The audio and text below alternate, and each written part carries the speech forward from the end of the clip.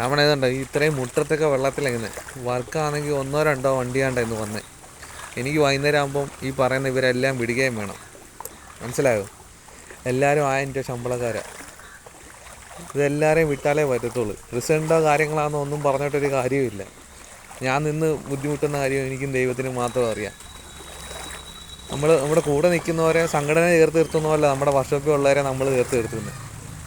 വേണ്ട വർക്ക്ഷോപ്പ് പണി നടന്നിട്ട് തന്നെ എത്ര ദിവസമായെന്നറിയോ? അത് നിങ്ങളടുത്ത് പറഞ്ഞാൽ നിങ്ങൾക്ക് മനസ്സിലാകത്തില്ല. എല്ലാവരുടെയും കൂടെ അവസ്ഥയും കൂടെ മനസ്സിലാക്കണം. അല്ലാതെ പ്രസിഡൻ്റെ കാര്യങ്ങൾ വന്നാൽ എല്ലാവർക്കും പൈസയുടെ ആവശ്യം തന്നെ.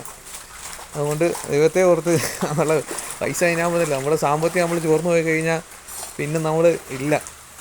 ഈ വർഷവും ചുറ്റും വെള്ളം കെട്ടാണ് കയറി കിടക്കുന്നത്. ആ ഒരു സഹായത്തിലൂടെ ഞാൻ നടന്നു പോകുന്നത്. അല്ലാതെ പൈസയുടെ ഇതൊന്നുമല്ല. പിന്നെ ചില വഴിക്ക് എല്ലാത്തിനും പണം ചെയ്യുന്ന നല്ല കാര്യങ്ങളാണ് ചെയ്യുന്നത്. അങ്ങനെയെല്ലാം നമ്മൾ ഫുള്ള് സപ്പോർട്ട് ചെയ്യുന്നുണ്ടല്ലോ.